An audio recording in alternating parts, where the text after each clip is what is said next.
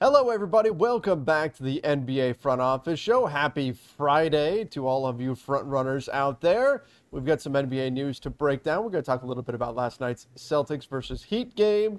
Got some stuff going on in the coaching search for the Los Angeles Lakers. We'll talk about some things the Hornets are doing, some things that's, it's going on in the draft world, draft picks that could be on the move. Lots of stuff to break down today. I'm Trevor Lane. You can find me on Twitter at Trevor_Lane, on Instagram at Trevor Lane NBA, joined by Keith Smith at Keith Smith NBA. Keith, if you are listening to the podcast version of this, you are doing yourself a disservice because you do not get to see Keith's fantastic new haircut. Check out the YouTube channel to see how stylish Keith is looking. And he's rocking the blue Dallas Mavericks shirt. Is that an indication of what you expect to happen tonight? Not what I expect, but what I hope, Mm-hmm. right? We're getting down to it, man. I want as many games left. So let's go Mavs. Let's even the series up and let's keep going. Let's get as many games as we can get the rest of the And way. can we please not have a blowout? It feels like it's been years since we've had a Yeah. non-blowout NBA playoff game. Obviously, it hasn't really, but it with I, the f- blowouts I are forget coming who. fast and furious right now. Yeah, I think it might have been Justin Russo on Twitter. He's a guy, I think he covers the Clippers Mhm. primarily. He tweeted, I think it's the last 10 games have been decided by 10 or Oh, more gross. points. It's time for a close one that comes down to the end and we get a buzzer beater or That something like that. explains why all of the over bets have been struggling so much lately because it's all garbage time stuff and all the top players are getting Yeah, pulled. Um, that is yeah, true. that's been an issue. But Mavs, Warriors, can the Mavs get back on track? I mean, here's the thing. When we look at a series like this, you think, man, the Warriors look so good, and we just automatically assume that the same thing is going to happen in the next game. And we do the same thing, like Hmm. you see this in fantasy sports too, where people just assume that what happened the previous season, you copy and paste it over, and that same stuff's going to happen in the next season. And that's especially not true, like if you play fantasy football. Definitely not true. So yeah, I think that would be a mistake if you just assumed that the game's going to look exactly the same because you know Jason Kidd and the Mavs are going to make adjustments. How the Yeah. Warriors respond to those adjustments is going to be key, but I'm not expecting the game to play out the exact same way that the last one did. I think this one's going to be very Hmm. close. Maybe that's me being overly optimistic, but I think it's going to be close and I think the Mavs are going to throw some interesting new wrinkles in for us to break down when we get to that. Yeah, I think so too. I think they're going to have some different stuff prepared on both ends of the floor, kind of free guys up, maybe get Luca downhill a little bit more all the way to the hoop.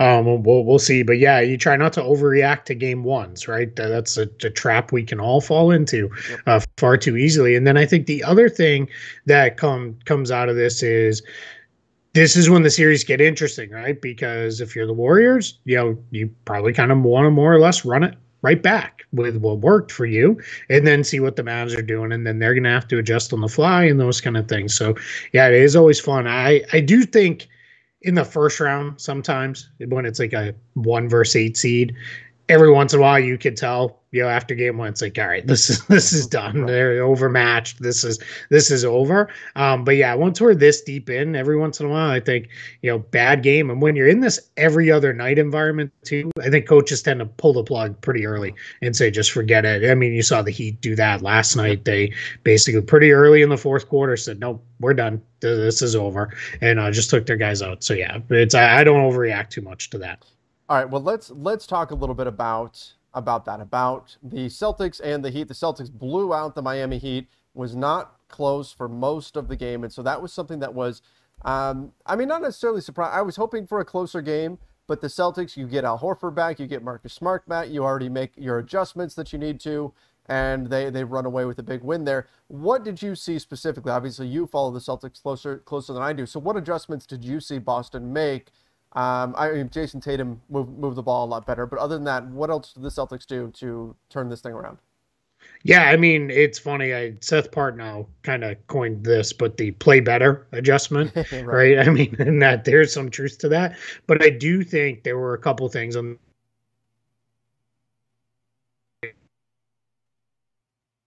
ball. Totally true. And I think what happened with Tatum more than that was he was able to get it. Him and Jaylen Brown got into the teeth of the defense a lot more. Marcus Smart got downhill. They forced Miami to rotate and help, and then that opened up shooters. So they were really better creating offense. Part of that came because they pushed the ball more. They played a little faster, and that's been a kind of a confounding struggle for this team, I guess is the best way to put that, where it's like you play so well and when you play fast, why do you go to this extreme, walk it up, slow down, isolation style? And then on defense, they switched more unless it was certain guys. Then they would go to that drop coverage against like other guys. And then the size, being able to have Horford in there to meet Butler on those drives, completely different, and really kind of changes the game, having him and Marcus Smart. So, we'll see now where it goes headed back to Boston. But I feel like for the vast majority of 2 games, Boston has been the better team. They just had that disastrous third quarter, but it doesn't really matter how you feel or what it looks like. They still lost. So it's 1-1, but mission accomplished. You want to steal one on the road as the lower seeded team, and they did that. Yep, and now it flips back to Miami to see if they can get one in Boston, and then go from there. So, going to be interesting to see what adjustments now Miami makes. That's the way the playoffs go, right? One team wins, the other team makes adjustments, and then you adjust to those adjustments, and back and forth you go. The health of Kyle Lowry, of course, will certainly be a factor. Yeah. We'll see. I'm hoping that maybe he can get in there, but these kind of injuries can be so tricky. And Gabe Vincent has been really good for them too. So I'm not gonna say he's a huge upgrade, but at least a veteran like Lowry, you'd like to see him be able to perform in the playoffs here. Yeah, it's not as much about Gabe Vincent hasn't been good. It's behind Gabe Vincent, you're having to cobble together minutes and those kind of things. So yeah, we always want to see teams at full strength. I think Eric Spoelstra said it great when somebody asked him, how do you feel about them getting Smart and Horford back? He's like, I think it's great. You want to play teams at full strength to really see where it's at. And I think he's 100% spot on with that. We do want to see it be in a case where everybody's out there. We don't want to be in a spot where you're having to go too much into that. And then PJ Tucker getting an MRI on his knee, that's a little concerning too. Anytime you're going to that level, that says it's not just a quick bump and probably fine. There probably is some form of issue there. In the second half, when he was out there and he was moving around, I went, there's something not. I mean, he was not moving right at all. You could, even when he was just running just to go spot up in the corner, it didn't look right. His stride was completely off. It was that he was moving with a definite limp. I wasn't surprised at all when they announced that he was out for the game. I went, based on the way he was moving, that looked about right. So fingers crossed. Hopefully he's okay, because they're in big trouble defensively without him. They need him out there defensively on Tatum, switching on to Jaylen Brown sometimes. Without him, that'll be tough.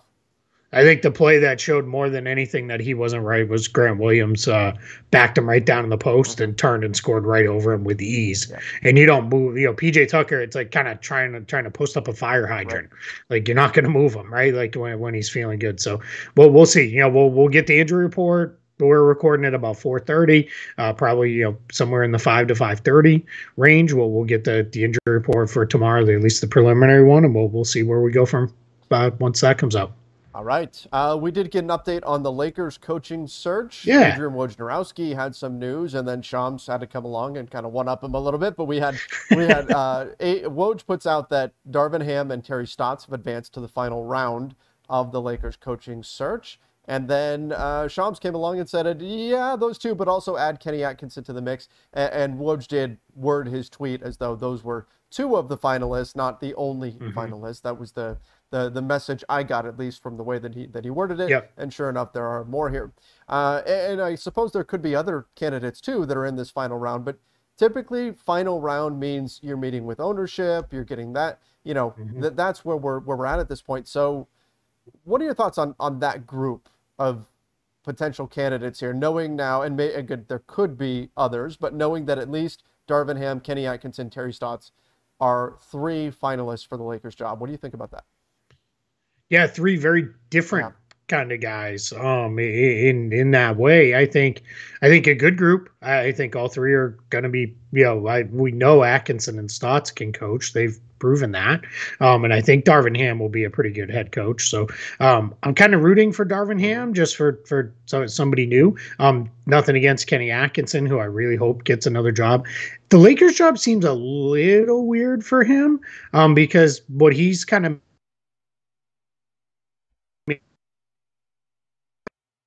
and building them up Mhm. and into something more. So I think that's a little interesting to if that's the direction they go. Just maybe that does lean towards maybe they're going to go a little more younger and developmental with the back end of the Sure. roster.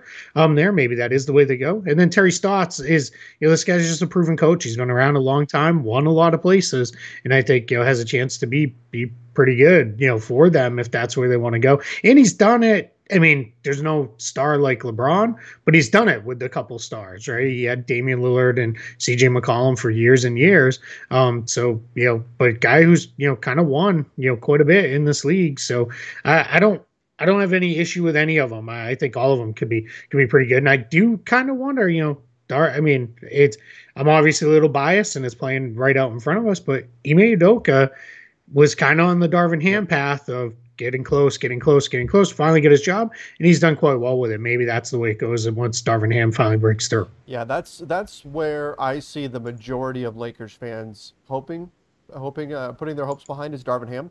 Most Lakers fans seem to want him to be the one to get the head coaching job. There's a sense that there's a known commodity factor with Terry Stotts, and most people see that, or at least this has been my analysis too, is that you're kind of getting inverse Frank Vogel with Terry Stotts, and that you get a steady, proven coach where you know that Mm-hmm. they can handle it, but you're going to get a guy who's a really good offensive mind and has some questions defensively. Frank Vogel was the opposite, really good defensive mind, had some questions offensively, and I think a lot of fans instead want to see the Lakers go for perhaps the upside play with a guy like Darvin Ham. But again, we'll see. I know today the Lakers Nation staff and I were chatting a little bit about this, and we said the ideal situation is you bring in Darvin Ham, and then if he's up for it, make Terry Stotts the lead assistant, and off you go. Don't know if that's something he would actually consider doing or not. But if they do go with Darvin Ham, I would expect the Lakers to try to add as much experience as they can on the bench just to provide that extra support. Yeah, I think that's a really good idea. We saw how good Steve Nash did with adding like Mike D'Antoni and then adding Ime Udoka and a couple other guys. Yeah, absolutely, absolutely. And that's a great example of the path the Lakers would have to take if they went that way. Yep. Let's talk a little bit about a former Laker now, former Laker player, former Laker general manager, Mitch Kupchak. Got an extension with the Hornets. It's a multi-year Yeah. extension. Again, that's about all we know as far as details go. But Because he broke the news yes, he did. himself He made at his presser post lottery. I guess it was. He said, "Yeah, I've signed an extension," and then I think his wording was, I believe you would call it a multi-year yes, extension." yeah, right. Mitch is the king of speaking without saying anything. He is so Yep. from covering him. He is Oh yeah. so good at it. It's infuriating when you're covering the team because you're like, oh my gosh, he Yep. just talked for 10 minutes and he said nothing. There's nothing in here. Yep. Um, And you're like trying to like parse yeah, through it. Like, was there yeah. anything there? And it's like, Nope. nope. He gave it up. I have to create a post out Yeah. of this. Like, it's like, well, yeah, no, I hear you. But from an Yep. organizational standpoint, that's a great thing. That's a great thing, right? Because he can answer questions without accidentally getting himself into hot water or anything like that, or But good for Mitch. Signs that extension with the Hornets, and off they go, and then they'll see what they can do this summer. I still think, By the way, we should mention, all these candidates that the Lakers have, the Hornets have talked to them too. And so, Mm-hmm. we've talked about Terry Stotts maybe being a candidate for them, Mike D'Antoni being an interesting fit there. Darvin Ham has gone on to a second round of interviews. It's going to be really interesting to see which club, the Lakers or the Hornets, pulls the trigger first on hiring a coach, and if either of them feels any pressure because the other team is getting to that same stage. Yeah, I did think it was interesting. Mitch Kupchak, in talking about the Hornets coaching search, said, soon before the draft, but basically said we've still got a couple weeks Yeah, before we're even to that point. So it's weird because it's not like they're exactly playing no, chicken with each other, but it is a little bit like, all right, let's see, where we want to go. What it would get really interesting is if the same guy gets offers from both correct. teams. Like then that would become like, all right, now you have Right. to pick, right? You have to choose. So yeah, I think it's really, really, really gonna play out. But yeah, it's it as odd as this sounds. The Lakers, I think, will in general be fine with whoever they hire. They're probably going to be okay. I think the Hornets have to get the right person just for where this team has been. And I thought James Borrego did a really good job there. I saw this after he was fired as the only coach to improve his team's wins by 10. Each of the last 2 seasons. So they went from the 20s to the 30s to the 40s in wins. And like that's I don't know. I mean, I guess I know Mitch Kupchak said I just thought it was time for a new Mhm. voice. It sounds like there was maybe some stuff just in the locker room, guys, not with respect issues maybe, but yeah, it very very curious, but yeah, they've got to nail this. They got to get it right. See, I've been saying for months now that the Lakers absolutely have to get it right. Like there is no, and this is part of my whole thing for a couple of months has been the Lakers have to bat 1,000. Their margin for error is disintegrated because of all the stuff they did No, that's last true. summer. So I've been looking at the coaching situation from an opposite perspective, saying you have to hit it out of the park. You have to get it right because any mistake at all, I'm talking about the coaching, any of the players that you add, is enough to sink you this year because you're playing from so far behind after what happened last summer. Yeah, I think that is there's truth to that for sure. I'm not coming from a place where I'm just gonna. I do think Okay. you're right on that. Let's finish up with this, and this is always exciting. We talk draft and we talk about trades to happen during that. That's the other thing. Even if you're a team, and maybe I'm comforting myself here, but a team that doesn't have any draft picks, there's a lot of trade talks around the draft, right? I mean, it's what happens. It's part of what makes the NBA draft exciting, and same thing with NFL, same thing with other sports as well. But there's a lot of trade discussions that go on around the draft. So right now, the Kings, the Blazers, and the Pelicans are rumored to be the most likely teams to trade their picks.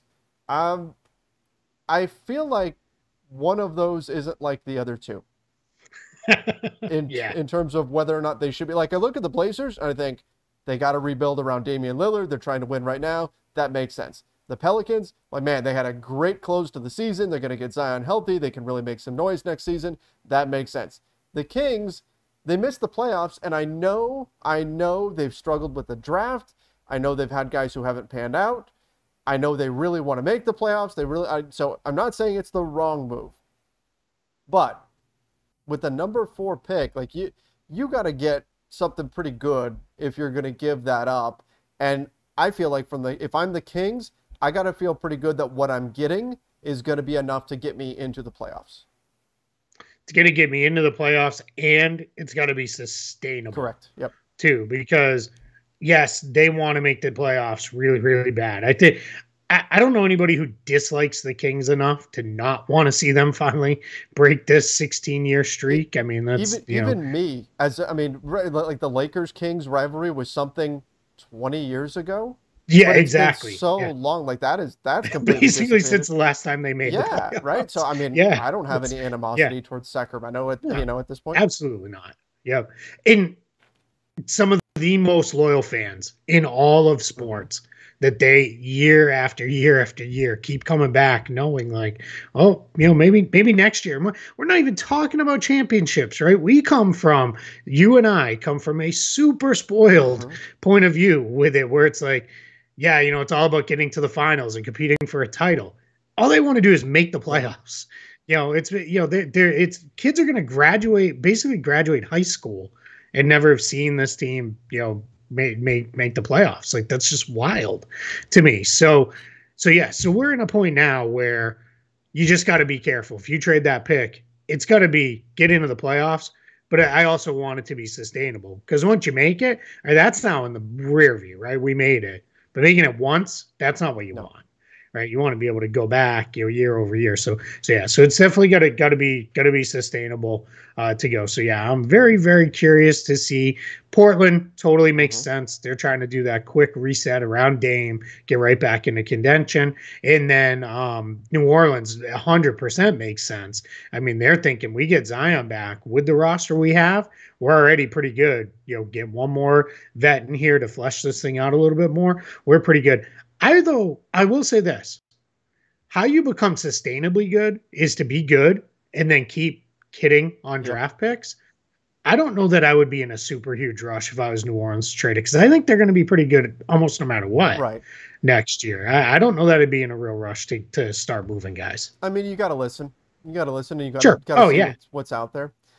Yep. Because if there's a move that makes sense, like if you could find a player who's 26, 27, something like that, that you can get via trade, then okay, then you can land that guy and still say this guy's part of our future too, and off you go.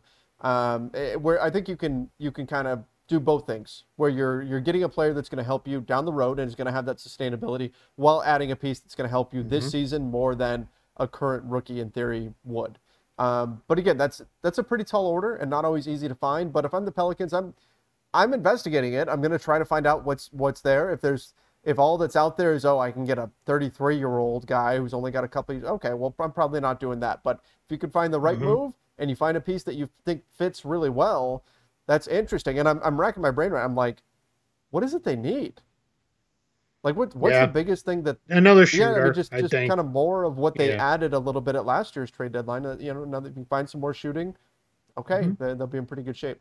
I mean, health, right? Yeah. Zion, that's what they need. But yeah, via trade, Is yeah. there is there Yep. any player out there with a medical background so you can kill two birds with one stone Right? there? Yeah. Yeah. Did someone go into law or med school in their college path? Yeah. We'll see. But yeah, I mean, it is going to be or two came from Jake Fisher of Bleacher Report.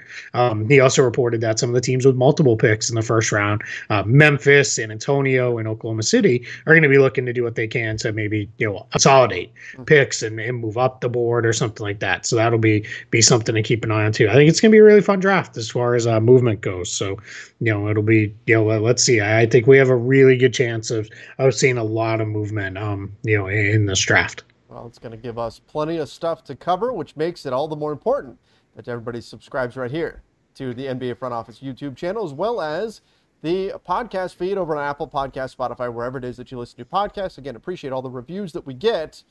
Hope everybody has a fantastic weekend. Let's enjoy some playoff basketball. Fingers crossed. No more blowouts. Let's get some close games, some barn burners One of that the thrill us series down the can have a stretch. blowout or two. I'd be okay with that. Yeah, let's Yeah, go. maybe a blowout where it turns a blowout like midway through the fourth quarter, and we coast to the end. And I'd be okay if one of the series went that way. Are you thinking That would one specific series, or just for your own sanity, yeah, or yeah, are you just saying in yeah. general that's the best we can hope for is that the blowout No, doesn't no, occur no, until no. the fourth? One specific Okay. series.